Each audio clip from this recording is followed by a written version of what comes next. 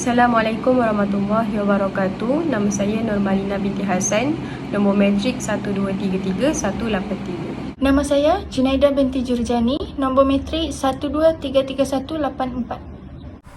Nama Nur Humairah binti Rozlan, nombor matrik 1233185. Nama saya Abdul Fattah bin Muhammad Asri, nombor matrik 1233186. Nama Haifah Atira binti Ramlan, 1233188. Objektif tugasan ini ialah yang pertama, menyelidiki perkara yang mempengaruhi kepribadian pelajar menerusi pembelajaran secara maya. Yang kedua, meninjau cabaran pembelajaran dalam talian di kalangan pelajar dan impaknya terhadap tekanan akademik. Soalannya, apakah faktor pembelajaran secara maya dapat mengubah etika seorang pelajar? Soalan ini dipilih adalah kerana pelbagai cabaran dan halangan dipengaruhi baik dari pelajar maupun pensyarah semasa Perintah Kawalan Pergerakan berlaku. Kemunculan pandemik COVID-19 yang telah menyebabkan hampir seluruh dunia melakukan sekatan pergerakan termasuk di Malaysia. Lantaran itu, proses pengajaran dan pembelajaran telah bertukar kepada sesuatu yang bukan baharu tetapi mula dilihat sebagai pilihan yang tepat, iaitu pembelajaran secara maya. Oleh itu, adakah faktor ini boleh membawa impak kepada kepribadian seorang pelajar? Seterusnya adalah analisis yang pertama. Topik yang kami bawakan ini adalah sangat penting untuk kita faham bahawa proses pembelajaran secara atas talian ini banyak merubah lanskap kehidupan seorang pelajar. Hal ini sangat jelas dilihat dalam nilai-nilai etika seorang pelajar yang menjejaskan pencapaian pendidikan. Akan tetapi, hal ini tak bermaksud bahawa semua nilai etika seorang pelajar itu merudum. Dan kami semua bersetuju dengan jawapan yang diberikan, iaitu kesenjangan digital.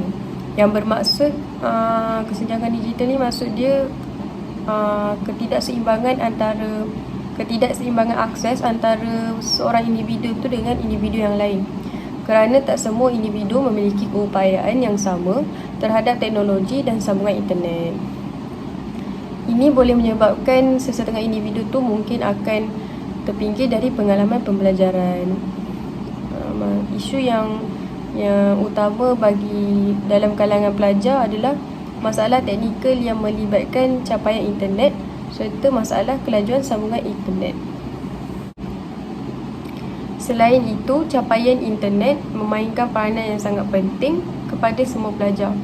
Tapi malangnya tak semua pelajar bernasib baik untuk memperoleh internet yang elok semasa pembelajaran secara online. Sebabkan servis internet yang ditawarkan oleh syarikat telco kat negara kita ni bergantung kepada kawasan tersebut. Sama ada terletak dekat bandar ataupun luar bandar. Tapi pelajar yang tinggal dekat kawasan luar bandar yang mempunyai capaian internet yang terhad terpaksalah berulang-alik ke bandar sebab nak adakan diri ke kuliah, bagi menyiapkan tugasan, untuk siapkan peperiksaan online dan melibatkan diri dalam perbincangan bersama rakan sekuliah untuk pastikan bahawa mereka tidak jauh ketinggalan. Tapi tak semua orang mahir dalam bidang teknologi sebab ada dalam kalangan mereka dah berusia dan tidak terdedah dengan teknologi digital masa kini. Dan ini adalah salah satu cabaran pembelajaran atas talian itu yang perlu dihadapi oleh pensyarah, guru-guru untuk melaksanakannya. Sebab ia mengambil masa yang agak lama bagi guru yang kurang mahir dengan aplikasi atas talian untuk menyediakan bahan mengajar yang lengkap dan mampu menarik perhatian pelajar. Pembelajaran secara atas talian ini juga menjadikan pelajar tidak dapat memberikan tumpuan yang sepenuhnya kepada sesi pembelajaran yang sedang berjalan, terutamanya apabila mereka hanya mengekalkan set minda pembelajaran dalam kelas sahaja. Seterusnya, semua pembelajaran atas talian menggunakan pelbagai platform yang memerlukan internet berkelajuan tinggi seperti Microsoft Meet, Google Meet dan banyak lagi. Akan tetapi, kebanyakan pelajar, terutamanya dari keluarga yang kurang berkemampuan, tidak mempunyai kemudahan tersebut dan sering mengalami masalah teknikal seperti kehabisan kuota internet. Bahkan, disebabkan capaian internet talian mudah ada di Malaysia tidak begitu meluas, menyebabkan kawasan-kawasan pedalaman sukar untuk mendapat akses internet berkelajuan tinggi.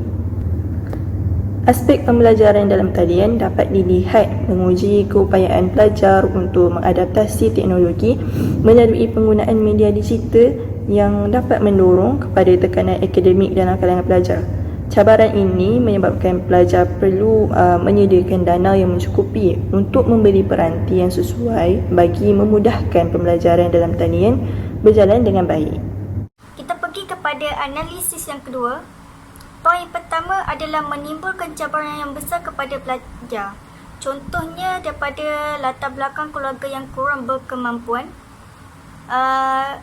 Disebabkan itu, mereka tidak mempunyai tempat yang kondusif untuk mereka belajar. Poin yang kedua adalah tiada kemudahan gadget seperti untuk membeli laptop, telefon ataupun sebagainya, menyebabkan ataupun menyukarkan kepada pelajar itu mengikuti pelajarannya di dalam kelas.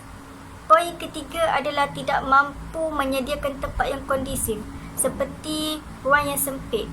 Jadi apabila ruang yang sempit tidak menjadikan pelajar itu mendapat fokus yang baik di dalam pembelajaran atas talian. Poin yang keempat adalah duduk di hadapan skrin dalam jangka masa yang lama. Jadi apabila pelajar itu terdedah kepada pembelajaran yang duduk di hadapan skrin dalam waktu jangka masa yang lama, menyebabkan pelajar itu sendiri mendapat kesakitan di bahagian belakang. Jadi menyebabkan itu juga pelajar itu sendiri merasa tekanan kepada pembelajaran atas talian dan menyebabkan mereka sukar fokus dan mengubah kepada etikanya yang kurang bersemangat untuk memasuki kelas. Seterusnya, ia juga memberi kesan kepada masalah emosi kerana pelajar akan merasa cepat letih dan bosan dengan cara pembelajaran yang hanya duduk pada waktu yang lama. Hal ini akan mempengaruhi pelajar untuk kurang berminat dalam pelajaran. Bukan itu sahaja, disebabkan suasana pembelajaran yang tidak kondusif akan menyebabkan pelajar tidak dapat memberi sepenuh perhatian dan tidak semangat dalam pembelajarannya. Contoh suasana pembelajaran yang tidak kondusif antaranya adalah keadaan rumah yang bising dan lain-lain lagi. Dengan persepsi positif terhadap pelaksanaan pembelajaran atas talian menjadi satu pengalaman baharu kepada pelajar yang akan menyelahkan cabaran besar kepada mereka. Bismillahirrahmanirrahim. Assalamualaikum warahmatullahi wabarakatuh.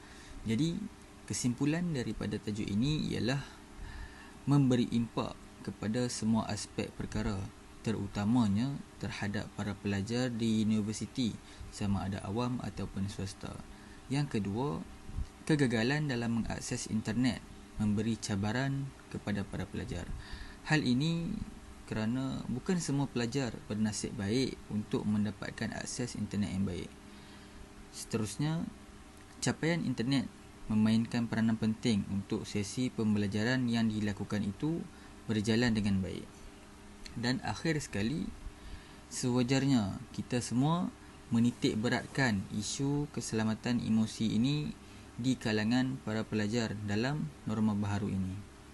Hal ini kerana kesejahteraan emosi dan mental ini yang berada dalam keadaan aman membolehkan seseorang individu itu dapat melakukan sesuatu aktiviti yang produktif dan sebagainya.